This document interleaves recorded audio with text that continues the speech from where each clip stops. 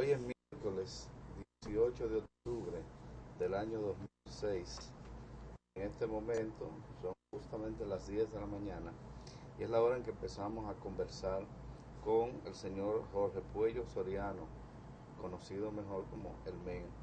Nos acompaña aquí el señor ingeniero Monchín Pinedo, el profesor Aquiles Castro y un servidor. En la cámara tenemos a Jocelyn Espinal. Bienvenido. Ven, Bueno, vamos a hacer una pregunta de distensión, ¿verdad? pero antes de empezar quería decirle a ustedes que en el año 1983 murieron la trilogía pictórica. Pasado mañana murió Adrúbal, Conde y este apellido Rodríguez. Eso es lo que quería decirle, ¿no? Perfecto. Bien, ¿cuándo nace el MEN? ¿Dónde nace el MEN? Porque ahorita nos decía que tenía 80 años, que son increíbles. Son 79, pero vamos a dejarlo en 80, que es lo mismo. Sí. Porque parece que los viejos siempre, tú sabes que tenían problemas en sacar hasta el nacimiento, pero yo me dejo en 80. Es lo mismo un año. Yo nací en el año 1926, el día 10 de julio. Mi madre era una señora que tendría yo que hacer algunas investigaciones por Sainaguá. Mi madre y su padre, su abuelo, que lleva el apellido, mi abuela se llamaba Dorotea Rodríguez y mi padre Tomás Puello. Por accidente de la vida se trasladaron a San Juan de la Maguana, de Sainaguá, San Cristóbal. Y vieron una vida que yo no tengo los argumentos para más o menos explicarlo. Mi abuelo era un poeta de campo y realmente entretenía a la gente con su poesía.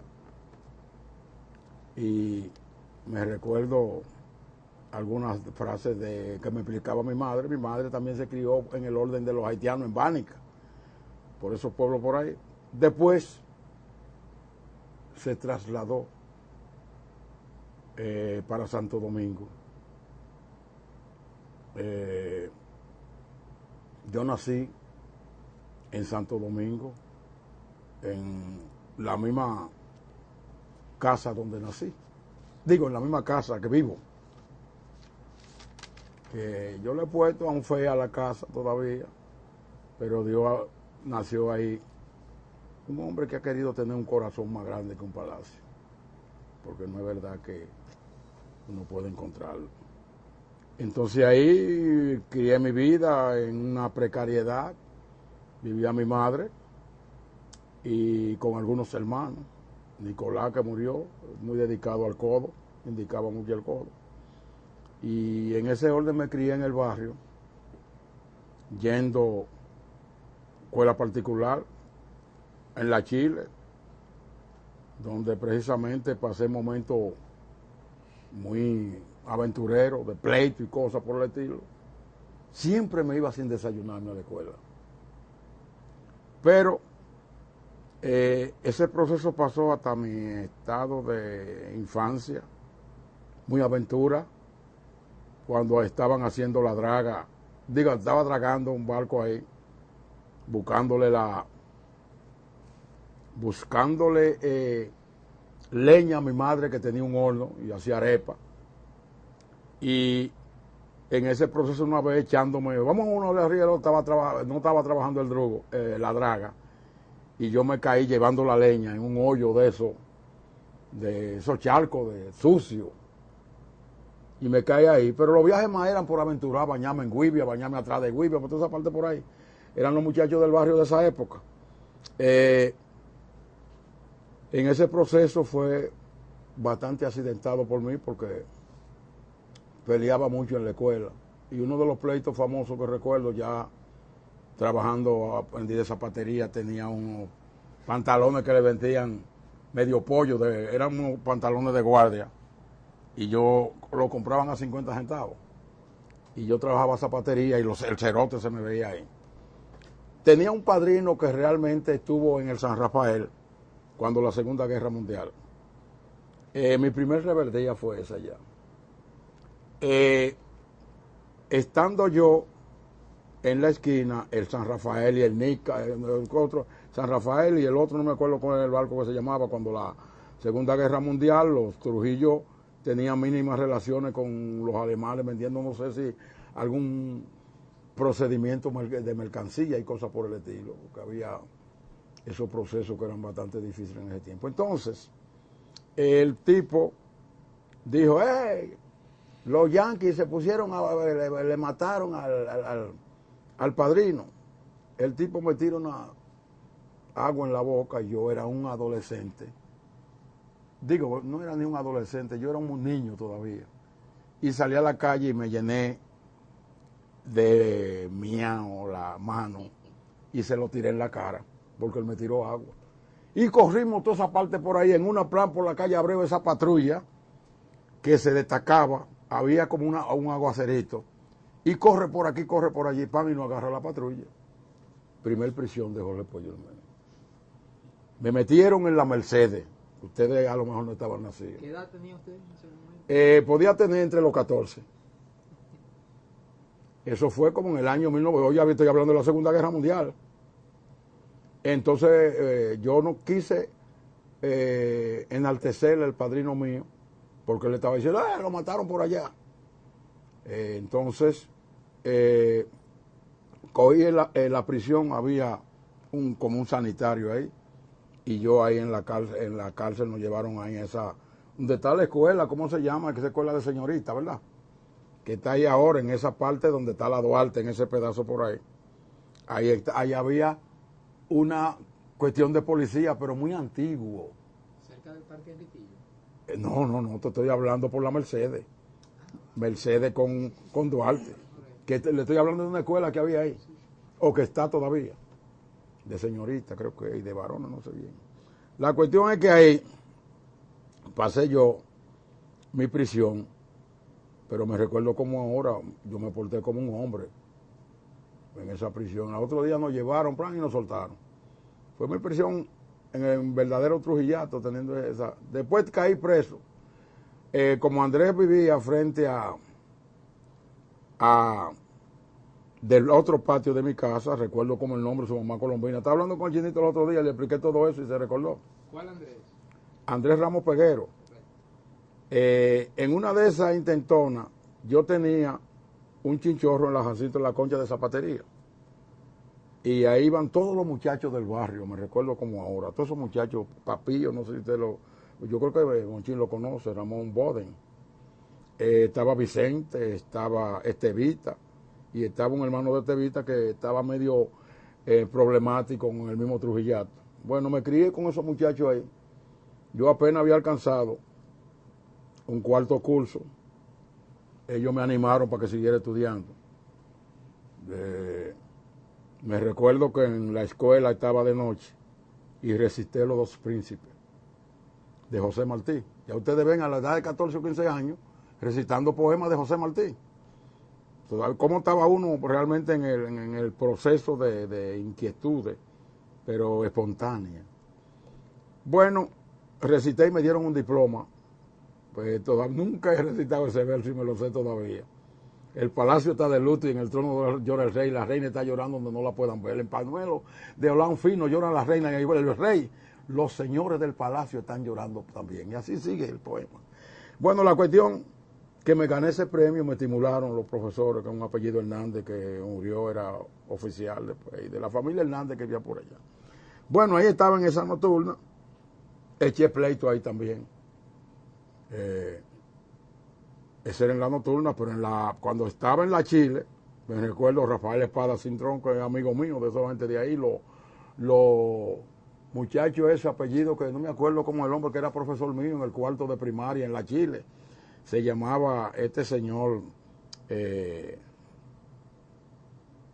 nombre se me ha olvidado, son los muchachos que tienen un programa, tienen ¿cómo le dicen? Un capítulo de la historia del pasado que él escribe siempre, los Alilo Paulino. Bueno, esos muchachos de por ahí. Yo me crié por ahí por todos lados.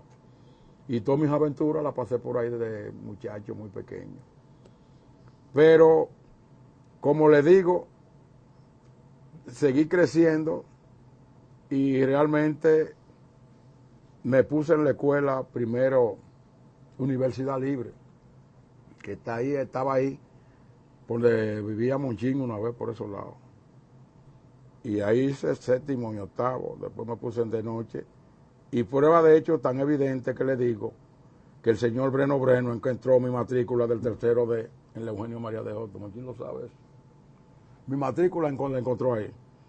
Porque recuerdo como ahora llegó Otto Morales y estando yo en la nocturna, agarraron un calié ya en el año 1969. Y yo estoy haciendo creo que el tercero de bachillerato, o el segundo por ahí, o el primero, no me recuerdo bien todavía. Pero esos procesos hubo. Y agarraron un calié y lo acabaron. Creo que era Otto Morales, llegó ahí. Y teníamos ya mitad, porque Otto era un muchacho muy joven, pero se estaba fogueando y era de los Rafaelitos buenos.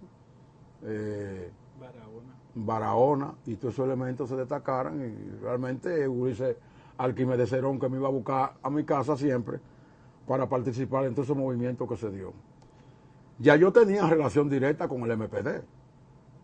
Ya yo participaba en un proceso de lucha en el Movimiento Popular Dominicano, que realmente saben ustedes que se fundó en Cuba y fue su principal dirigente Pablo Antonio Martínez Rodríguez. Hombre extraordinario, yo conocí a su hermano allá que se murió, llama Rafael Rodríguez, y hablé con ellos allá.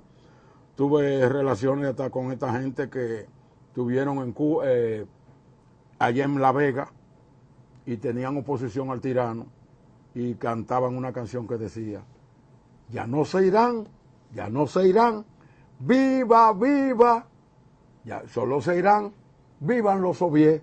Esa es la época muy, muy remota que le estoy hablando, de que me contaban ellos a mí, Rafaelito Martínez, que murió, que era músico. También creo que Pablo Martínez, hermano de Rafaelito, era músico también, y trabajan, el Simón eso está en la Unión Soviética, ese que estoy hablando de el nombre del proceso de La Vega. Bueno, de ahí, en el proceso vivido ya siendo un hombre, Andrés me dijo que yo estaba estudiando, pero que yo iba a adquirir un título académico, era una cuestión personal. Como venía con el lauro de ser capitán de la Revolución Cubana, que sustituyó a Iván Rodríguez y era su comandante,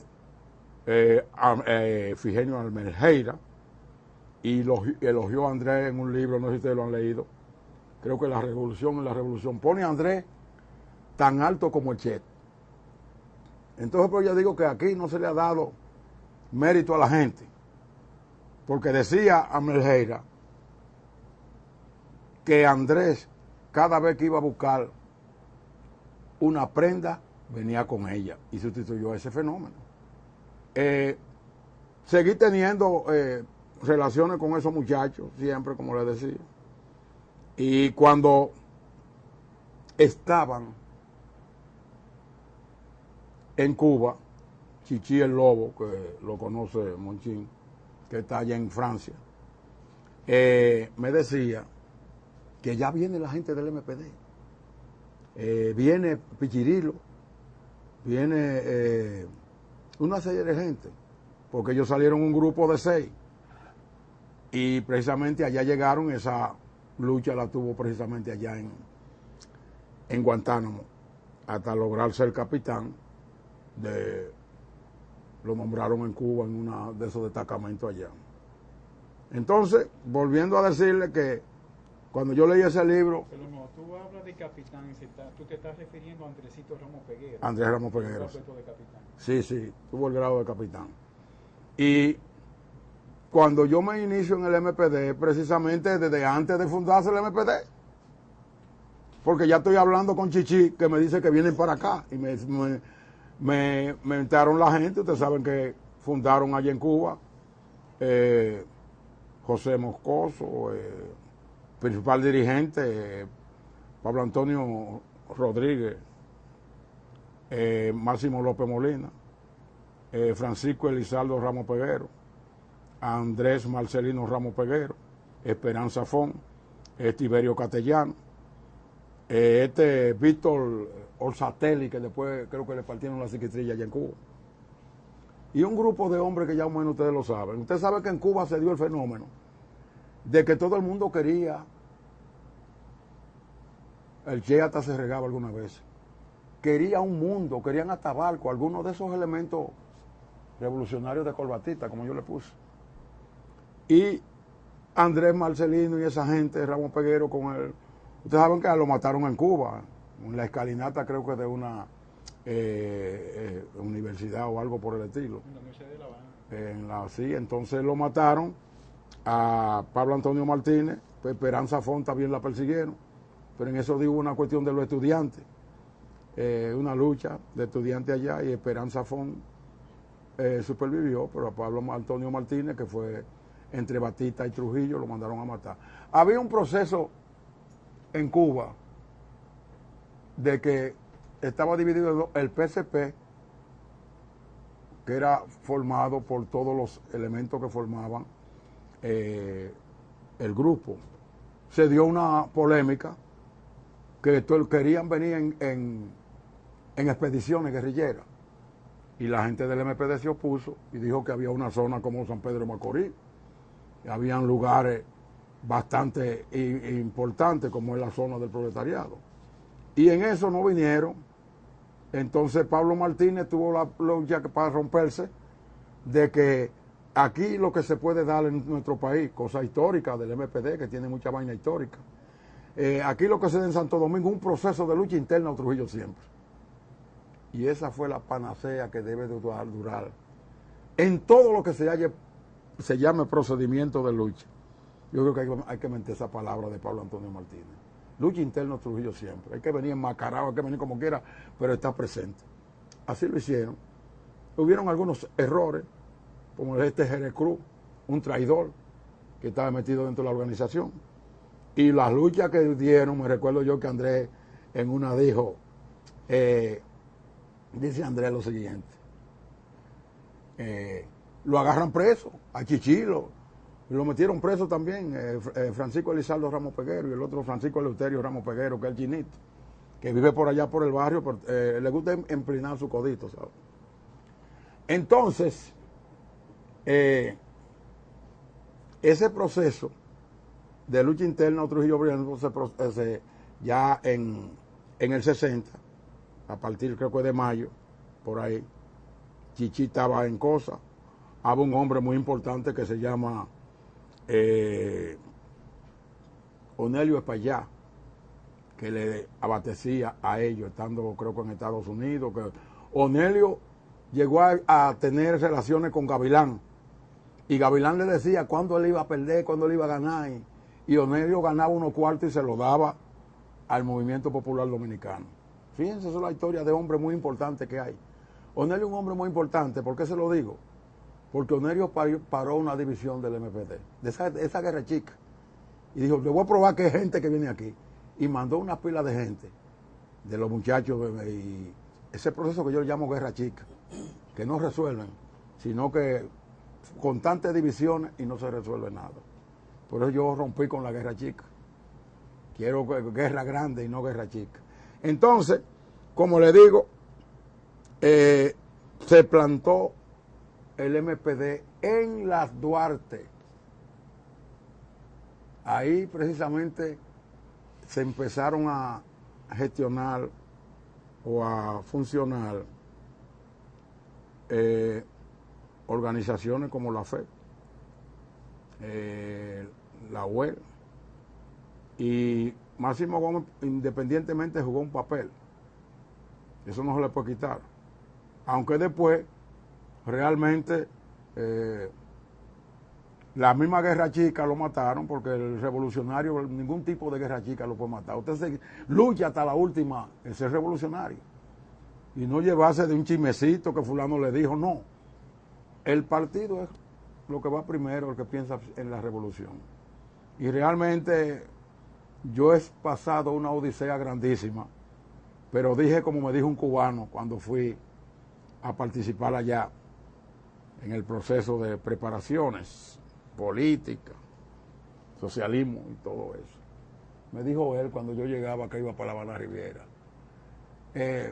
con su tabaco, chico, mire, tú vas a tener que enfrentarte a una cosa muy fuerte. Lo que sí que te voy a dejar darle un consejo. Si te está cansando, sigue un chin y sigue, que después que tú ventes la fatiga, lo vence todo. Eso para mí no ha sido un pensamiento aéreo, sino que eso es lo que me ha valido yo mantenerme todavía en la revolución, que tengo un periódico que lo voy a traer a ustedes, que lo hice de 69 páginas, con pasajes de Cuba y algunos pasajes históricos en la cual que hemos vivido todo. Ahí hay gráficas de todo, de 69 páginas. Me he fajado a hacerlo, en Cuba me ayudaron a hacerlo. Yo le dictaba y ellos escribían, me ayudaron mucho los trabajadores sociales cubanos. De esos niños y niñas, puedo decir niñas porque delante de mí son niños. Entonces,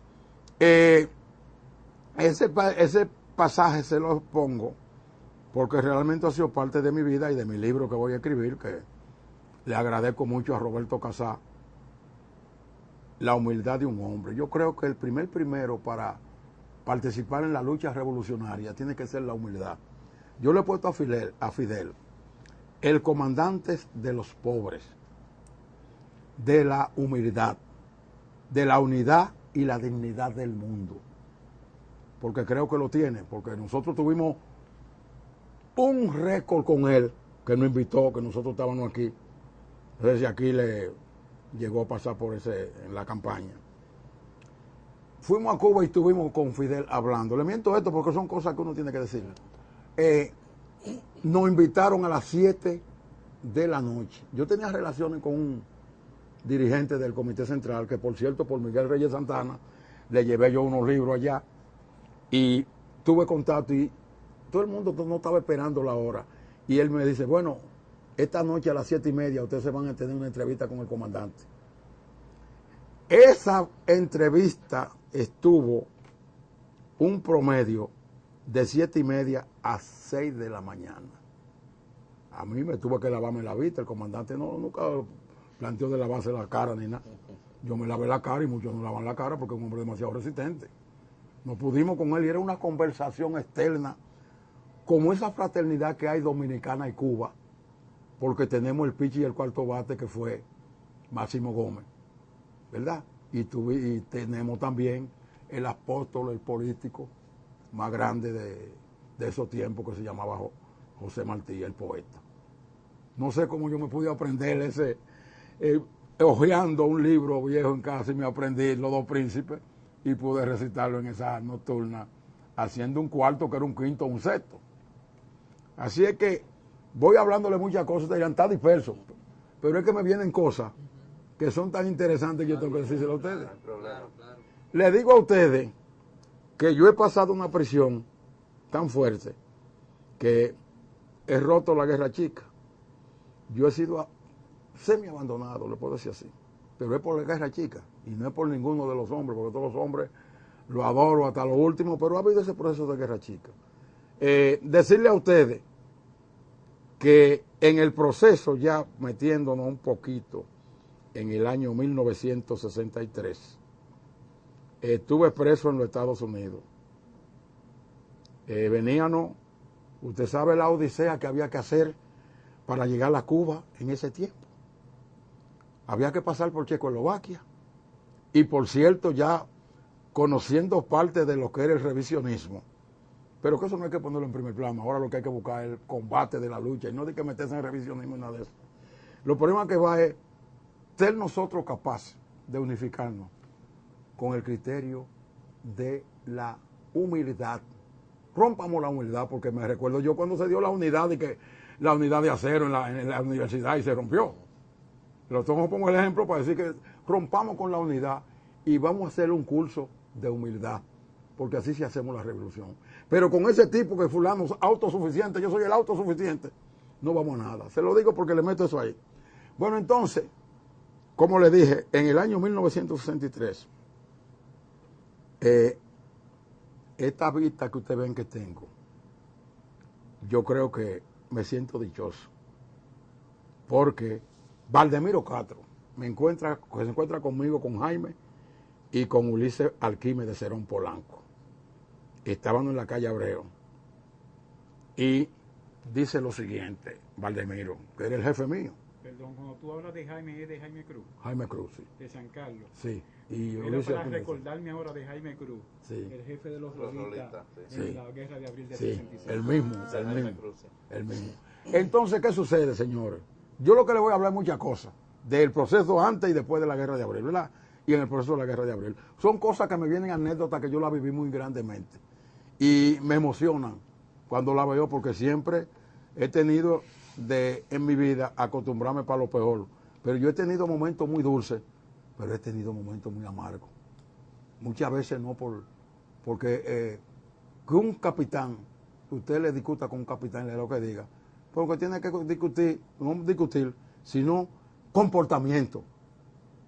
Para decirle así, ya no me voy a hablar mucho, comportamiento, que es una de las cosas más lindas en el orden de la humildad. El comportamiento va en la humildad. Bueno, entonces, dice Valdemiro, que Monchín sí puede hablar de la vida de Valdemiro también. Dice Valdemiro, mire, hay una huelga en los hermanos Bolonoto, calle La Guardia, esquina Barahona. Coge esa explanada de ahí. Y hay unos esquiroles ahí rompiendo la huelga. Digo yo a Jaime, bueno Jaime, vamos para allá. Y cogemos para allá. Y venían saliendo los esquiroles por la calle Oviedo, entre La Guardia, María de Toledo, sí. No, eso está por la Barahona, por la misma calle cerca de mi casa. ¿Te acuerdas que era el gobierno de Bonelli que tenía los hermanos Bolonoto? Y estamos hablando del año 1962, de agosto a septiembre del 1962. ¿Qué sucede? Que vamos allá y vienen saliendo los esquiroles y le caímos a trompar y tumbamos gente ahí. Jaime es un hombre muy ordinario. Y le caímos a trompar y tumbamos gente ahí. Entonces yo de bobito, esa experiencia la tengo ya me abro huyendo después que le damos los golpes a la gente. Y de loco viejo me meto en una casa. Viene el coronel Alié, y me acerca de la casa. Me llevaron preso. Estaba en esa época Miguel Ángel Muñiz Arias, y estaban Nova y Israel y Bienvenido, que eran los dirigentes del sindicato de los Bolonotos. Pasé de la celda de Vietnam, de ahí del Palacio de Policía, y nos llevaron presos a La Victoria. Óigase bien. Cuando llego a La Victoria, le digo, oiga, ustedes saben lo que eran 50 centavos antes, unos 50 así, sí. En el 62. Le digo, mire, al tipo que es el llavero, que era un raso de la policía, mire, tenga esos 50 centavos, que era un mundo, para que usted no me meta en esa celda por ahí para no tener problemas. Cuando voy caminando me voy a una celda y encuentro todos esos prebotes en la puerta esperándome. Ya ustedes van a analizar en el proceso que yo le voy narrando para que ustedes vean si esto tenía que ver con el gobierno de Bonelli por los Bolonotos o tenía que ver por la huelga que triunfó. Oigan esto. Llego y no puedo meterme en ninguna celda, lo encuentro los presos con palo y con vaina. Bueno, digo, mire, ya métame ahí, ya yo no aguanto más vaina. Y cuando entro le doy un empujón a uno de los prebotes. Y cuando voy para allá me encuentro con uno que le decían, famoso, un chin, el hijo del diablo. ¿Usted recuerda? Un preso que le decían el hijo del diablo. Bueno, era un tipo maleante y malo. Lo encuentro en la puerta. Luis el Diablo. Luis el Diablo, no es. No, ese es Luis el Diablo, uno de nosotros, que era de nosotros. Ajá. Entonces, el hombre lo encuentra en la puerta, tú sabes cómo ponen ellos esos inmundos sanitarios. Y cuando me paro y me está llamando así, el hijo del diablo me llama, asesino. Cuando me voy acercando, digo, venga a limpiar aquí, digo, y le di un estrellón a ese hombre que se metió, y me cayé en a palo, me dieron un palo ahí, que de eso que me viene la ceguera. Me dio un palo. Bueno, la cuestión es que yo repartí golpes también, pero yo no salí ganando. Ahí no tuve victoria. Fuiste masacrado. Sí, me dieron ese palo de ahí que me volvieron loco. Entonces, después que yo eso, entonces fue que yo hablaba duro. Digo, mire, ¿quién me cogió una toalla de ahí? Oye, una vez me la pusieron ahí en la mano. Y cosas por el estilo. Bueno, la cuestión casi pasó, el espectáculo. Me hice yo casi en ese instante el jefe de ahí, porque todos estaban humillados a mí, no sé por qué. Bueno, la cuestión es que Muñiz Arias y otros vienen en un carro, lo que le metí, Israel, Bienvenido y Nova, que eran de los dirigentes del sindicato de los bolonotos, hermano. Me vienen a buscar y cuando me digo, no, estoy todo partido. Y me llevan, allí se va a acordar de un hombre que se llamaba Parmenio. Me llevan y le digo, no, estoy todo partido. Entonces, bueno, llegan a mi casa y al otro día por la mañana me llevaron al hospital, la clínica Chan Aquino, por vía de cosas de Parmenio, que tenía relaciones con ese muchacho que era hija de Adela. Tú hablas de Parmenio y Parmenio Erison. Parmenio Erison, sí. Por eso te dije, Parmenio. De los hermanos Erison. De los hermanos Erison. Entonces me llevaron ahí, me dieron una primera cura. Entonces me dicen, bueno, no, vamos a contarle la cosa completa. Bueno, la cuestión es que yo no era dirigente del sindicato, sino que miembro. Ahí encontraba a César Mejía, un tipo que era del Partido Comunista. César Mejía, y tenía, por Emiliano Tejera, no sé si se acuerda de eso, tenía un pequeño... No era Partido Comunista en ese momento era Partido Socialista Popular. Sí, bueno, el Partido Socialista Popular, y él pertenecía a ellos, César Mejía, que también pertenecía al dirigente más famoso, que ustedes lo van a leer en el libro, en la revista que yo le traiga ahora, se llamaba Raúl Cabrera, que yo tengo un pleito en el sindicato porque quieren venderlo y yo me he opuesto en toda su parte. Pero no vamos a hablar de la historia de ahí, no vamos a explicar eso. Tú hablas del sindicato de zapateros. Del sindicato de zapateros, sí. Que yo era secretario general. Sí, desde la época del 63 y la época de ahora. Y luchando porque no vendan el local. Pero eso lo vamos a dejarlo, vamos a hablar ahora. Entonces, el problema es que cuando yo salgo de ahí, al otro día me invitan los obreros que le menté, que eran los dirigentes, y me recibieron cargando. Yo me sentí emocionado, digo, los golpes están duros, pero me emociono que me están cargando esta gente aquí. Cuando voy al sindicato, que le dije a César Mejía, que era el secretario general, me llevé al sindicato y me saludó. Apoyamos eso que usted hizo, en apoyo, porque era del Partido Comunista. Entonces, de ahí estaba Irlander Celi, César Rojas, en Ciudad Nueva, vivían ahí, y me invitaron para darme... Que eran miembros del Comité Central. Sí, era miembro del Comité, sí, ayuda. Era miembro del Comité Central, y vienen y me dan unas credenciales para que yo me vaya para Cuba. Bueno, recientemente salí. En Cuba creo que los récords de mi comportamiento, desde 44 años yendo a la Cuba, mi récord está muy bueno y tengo mucho afecto con ellos allá. Bueno, la cuestión es que en ese proceso llegamos, a mí me dejan preso allá en Estados Unidos. Llegó Picho, tú lo conoces. Llegó Miguel Ángel, de los Erison. Miguel Ángel Erison. De los Erison. Llegó Collado, un tipo que le decíamos un Collado allá. Y Martín, el español, que cuando dieron la amnistía, él salió de lo que salió en la amnistía que nos dieron después de la guerrilla. Bueno, la cuestión es que nosotros, me dejaron solo los muchachos, por razones, ya se venían para acá y me dejaron preso. Pero tuve una asistencia de los Dominican York tremenda, no me dejaron. Y andaban unos hombres con un sobre todo, un sombrero y una vaina, chequeándome a mí, no sé por qué. Entonces... Pero eso era en inmigración de Estados Unidos. De inmigración, sí. Pero eran agentes de los... Pero eso fue cuando ya tú hiciste el curso en Cuba y venías de regreso. Sí, sí. Entonces, me dice uno de ellos, vamos a dar un paseíto. Los muchachos me dijeron, si te invitan a salir, no salga. Dije, no, yo no voy a salir de aquí. Yo no sé qué es lo que querían conmigo. La cuestión que al otro día era 24 de febrero y el 27 tomaba posesión Juan Bosch.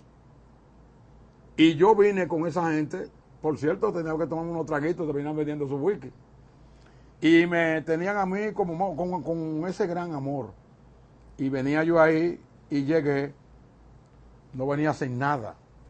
Que yo traía si yo hubiera traído una ametralladora me la habían dejado pasar. Estaban toda esa gente que eran miembros del PRD, alegremente, ya celebrando casi la toma de posesión de Bosch. Y llegué ese 24 de febrero a Santo Domingo. Después ahí empezaron los movimientos. Manolo habló ahí, habló un Rubén, poeta el tipo. Estábamos ahí todos, yo creo que Monchín estaba ahí porque estábamos todos. Cuando habló el 14 de junio, que sabía dónde estaban las escarpadas montañas. Y estaba Fidelio, estaban todos en el Parque Independencia fue eso, que se celebró esa cuestión. Bueno, la cuestión es que el proceso siguió y vino la conspiración después que Juan Bosch tomó posesión. Vino una conspiración muy grande. Los social cristianos, encabezando el clero, aquellos O'Reilly y cosas que lucharon contra Trujillo, ya estaban reunidos conspirando con todas esa cosa. Por ahí se aparecía también el señor Bencho Castillo, que también la etapa de los paleros fue una etapa muy difícil, que el MPD varias veces rompieron el local, que tuvimos que irnos a Belgrano una vez a la Caracas en la parte baja, donde vivía la familia de Monchín, familia muy prestigiosa, que yo le he querido demasiado, y a veces veo a Monchín y lo veo como con un pequeño requemor, ¿cómo le dicen? Como una impotencia de no darle el mérito que yo creo que a Monchín se merece. Bueno, la cuestión es que yo me crié con la familia de Monchín. Su papá me quería muchísimo, Ramón. Sus hermanas, su madre. Era una cosa como si fuera mi familia. El proceso siguió y ya el movimiento empezó con huelga cristiana y se le hizo los obreros dirigidos por Alfredo White. Le hicieron una huelga a Juan Bosch, en eso yo estaba haciendo gestión para una asociación que teníamos, que le dimos el nombre de Raúl Cabrera, el alto dirigente que le quiero decir, de los zapateros. Entonces, en ese proceso siguieron la lucha y las conspiraciones por todas partes. El MPD había mantenido una posición de antes de vos llegar al gobierno. La posición era de que revolución sí, elecciones no. Era la consigna que tenía el MPD. Máximo tiró un programa en el año 1900, un programa bastante aceptable en el ambiente que se daba. Se daban los procesos de mi gran amigo, ¿cómo se llama? Dato Pagán Perdón. Tenían grandes programas en Radio Televisión Dominicana, ante la prensa creo que era, y hablaba con muchas proyecciones y acorde a los momentos que estábamos viviendo. El proceso es que nosotros teníamos el proceso de la guerrilla y levantamos la guerrilla. Recuerdo yo que con Pipi Facha nos veíamos. Yo le decía a los compañeros, no sé si Monchín estaba en esos momentos, y Picho, que no había condiciones para guerrilla, que no había preparación. Y los compañeros venían, el Chinito, que estaba trabajando en el campo, y Pallillo, que se murió, tú lo conoces. Esos muchachos estaban trabajando en el campo, y Riverita, haciendo un trabajo que realmente no era el suficientemente grande. Nosotros siempre hemos dicho que la guerrilla tiene que tener un cordón umbilical que realmente sea como igual que las movilizaciones que hacen en el pueblo. Tienen que estar el campo casi preparado en ese mismo orden, aunque con la característica de campo. fuimos Bachiro, Monchín, Máximo, Papi Fafá, Bonilla, Bonilla y cuál más. Éramos 7 que fuimos. Por eso le llamamos los 7 que subieron y los 7 que bajaron. El proceso es que había un error. Nosotros queríamos irnos de aquí adelante. Porque la gente está perdiendo tiempo. Lo digo con franqueza.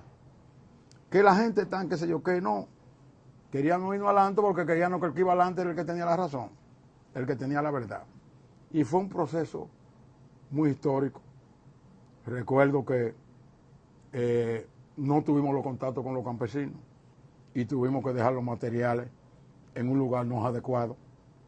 Después tuvimos en algunos, como le dicen, lugares medio escondidos. Recuerdo yo que me agarraron, me dijo mi tío me dijo que si yo hubiera advertido eso, que a nosotros no nos agarran por ahí. Una cosa precipitada porque el revolucionario... Tú rompiste el cerco, men, y a ti tú no caíste preso con el grupo. Tú rompiste el cerco que le tiraron al grupo. Sí. Y creo que te trasladaste a Santiago y de Santiago tú regresaste a la capital. No sé si tú puedes contar la parte cuando nos apresaron a nosotros ahí en Cebico, que tú no caíste preso porque rompiste el cerco, y cómo te trasladaste de ese lugar y llegaste aquí a la capital de nuevo.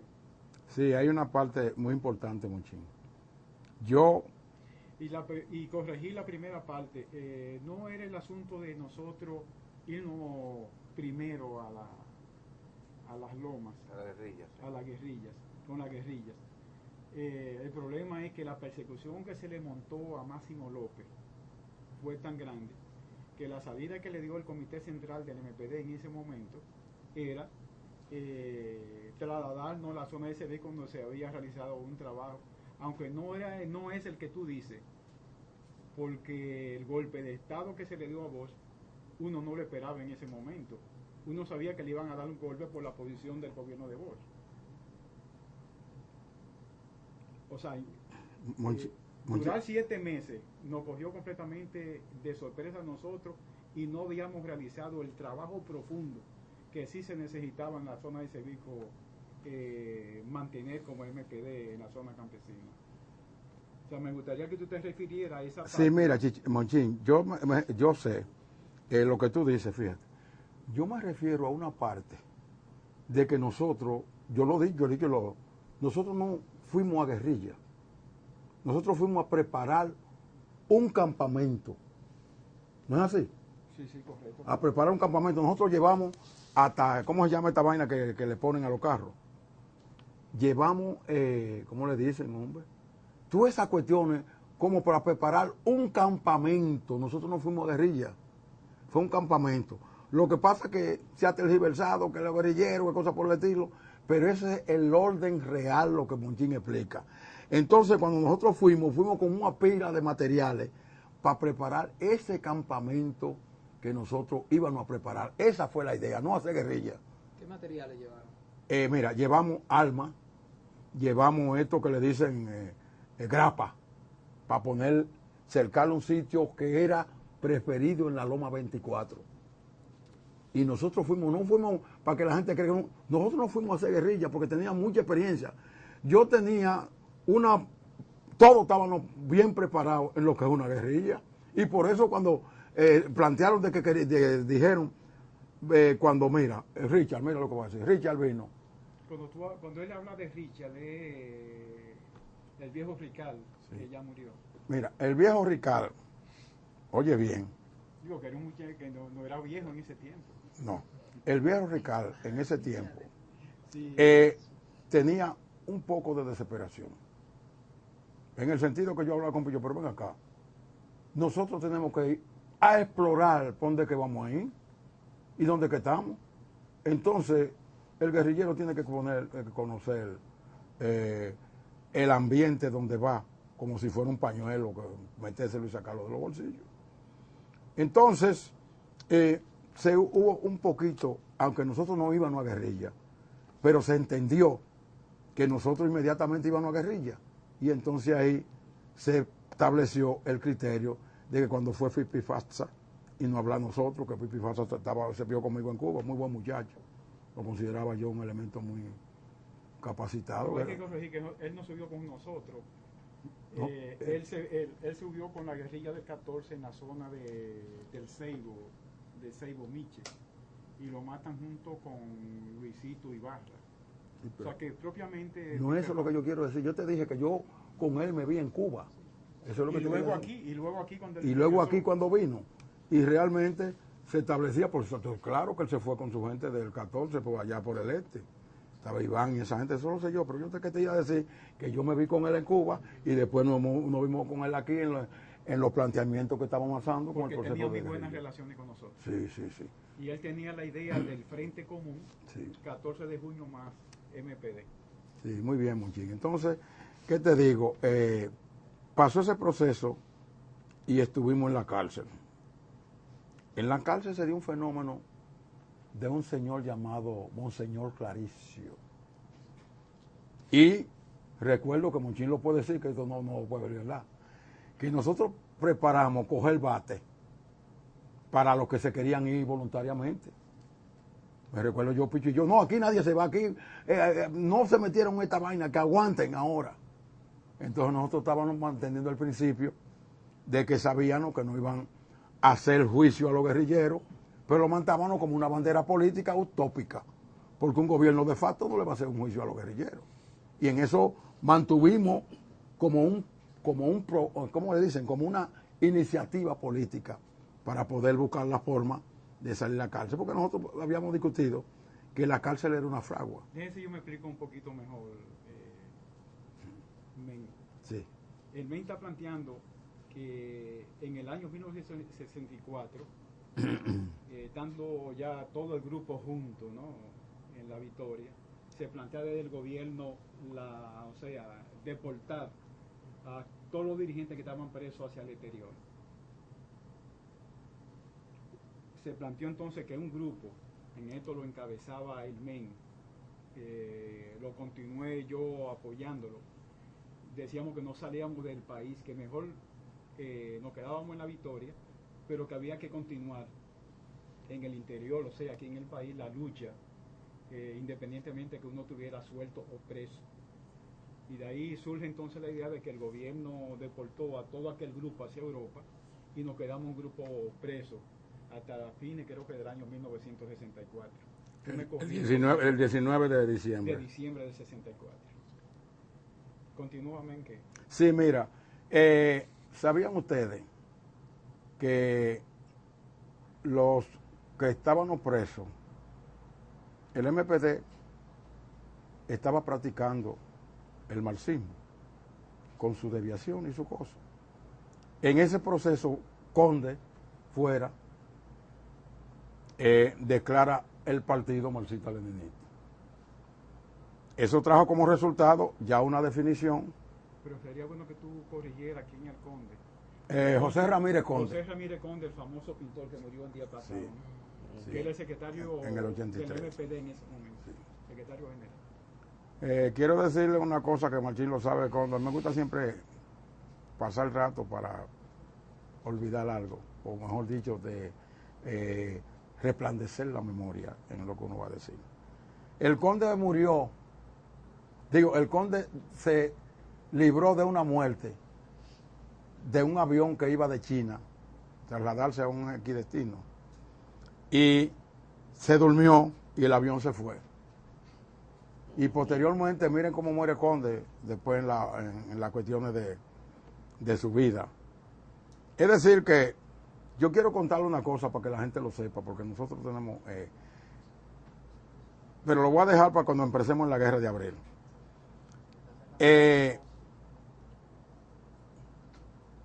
Nosotros estábamos en la cárcel presos. Ahí había un proceso de que no estaba la clase obrera caustiva como está hoy. Todo está casi caustivo aquí, en el proceso de lucha. ha habido una involución, eso lo sabemos, no hay que discutirlo, una involución, porque el señor Balaguer mató más de 6.000 entre democráticos y revolucionarios. No hay para menos. Y hoy estamos en una involución que realmente debemos reconocer, aunque realmente por esa involución, por tantos hombres de envergadura que mató el Balaguerato. Hay que decirlo así claro, eso no se puede olvidar más nunca. Entonces nosotros creemos que el proceso ha tenido, como he hablado de involución, y tiene su explicación con causa y efecto. Digo esto porque ahora estamos hablando, ¿verdad?, con un proceso de iluminar lo que ustedes saben, que usted va al Parque Independencia y encuentra una serie de retratos que realmente son ellos, pero en eso voy a entrar ahorita. Pero yo creo que hay que tener más respeto en ciertas personas que no son superiores a los otros, por lo menos son iguales. Y no han podido la fineza, por eso hablé con este muchacho René Fortunato y le llevé un periódico precisamente de la Guerra de Abril, donde yo hablo precisamente de cosas que nosotros hicimos y por hacer. Bueno, el problema está en la parte de ahora, es que estamos caminando por el proceso de la guerra, el proceso de la prisión. Ustedes saben que se hizo una huelga el 2 de mayo. Quiero decirles que era Azochowin que se llamaba. Ya han cambiado muchísimos nombres. Y yo revisé a los archivos de la Secretaría de Estado de Trabajo y vi, hacen como 10 años que yo fui, 77 sindicatos de obreros. Entonces la clase obrera, bueno, como todo se relaciona, estoy haciendo esto, diciéndole esto, todo se relaciona en política. No hay nada que no se relacione. En ese proceso tenemos todavía dirigentes de 50 años ahí. Entonces la clase, no solamente la clase obrera, sino aquí hay muchos organismos que están cautivos, por eso la lucha ha hecho un proceso, un pequeño, como decía Lenin, un paso adelante y 2 pasos hacia atrás. En ese estamos. Entonces, cuando estábamos nosotros presos, nos llegó Otto Morales en esa huelga que se dio. Recuerdo que andaba con una camisa morada y lo recibimos allá y estuvimos ahí en esa odisea de la victoria, que no es victoria nada. Bueno, la cuestión es que no estábamos nosotros en la cárcel adaptados a que teníamos que salir con honor de la cárcel. Y quiero decirle que no excluyendo a compañeros del 14 de junio, pero empezó un proceso de que habían gente que tenía más facilidad que otros. Empezaron el proceso de la Guerra Chica y de ahí vino de que aprovechando la primera deportación que dio Donald Reed, valiendo del Monseñor Claricio, se fueron muchos elementos por carta para el extranjero. Nosotros nos mantuvimos con combate y completo esa realidad, lo que siempre el MPD se ha mantenido. No sé si te acuerdas, men, sí. No sé si fue en noviembre, en diciembre, que se apareció en la cárcel un grupo de oficiales de la plana mayor del Estado Mayor y nos sacaron al patio para matarnos la vez que explotó el polvorín ahí en San José. Yo iba a hablar de eso, sí. Sí. Para que tú conversaras sobre eso. Sí, mira, nosotros estuvimos en la cárcel y nos dábamos el derecho de serlo. Nosotros hasta entrenábamos en guerrilla, cosa que muchas veces ellos no lo veían bien. Era Platón el que hacía las operaciones. Entonces, un 11 de junio, ¿verdad? Un 11 de junio del año 1964, aparece la cuestión del polvorín. Y ya ustedes saben el desastre que fue eso. visitaron unos oficiales, visitaron unos oficiales a nosotros. O no visitados, no era una cuestión de partirnos la psiquiatría. Ese momento nos sacaron, cuando salimos no nos sacaron al patio. Cuando salimos al patio, le dieron un macanazo a Platón ahí. Y Platón ni sintió. Y yo creo que a mí me dieron otro, porque también me sentí la cuestión. Es decir, que la cárcel fue una cárcel que era bandera, pero también era fuerte tortura para uno y mantenerlo en un estado de zozobra cuando sucedieron esos acontecimientos. Había el proceso de descomposición que llegó, que ya mucha gente se quería ir, como todo. Se quería ir.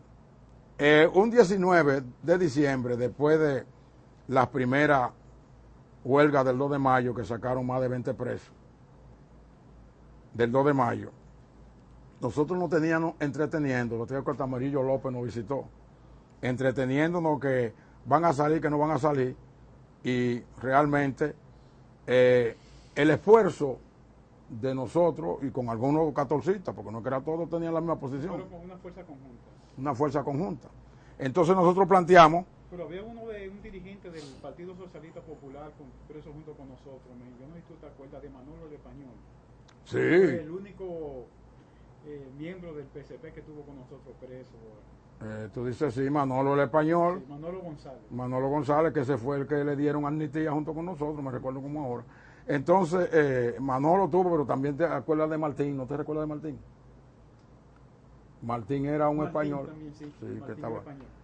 Que estuvo con nosotros allá en Cuba también. Entonces, ese proceso que realmente es de contarse con más amplitud, pero estoy cortando muchas cosas. Puede extenderse, no hay problema. Bueno, no, por mí no, yo puedo estar hasta las 3 de la mañana. No, Fidel me enseñó. Fidel me enseñó. Entonces... pero sí. que eso no, esa enseñanza histórica de conversar hasta las 6 de la mañana. El primero que yo oí con esas conversaciones fue, o sea, en los libros históricos, ¿no? Marxistas, no fue, era Stalin, que le gustaba discutir hasta las 6 de la mañana, y posteriormente Mao.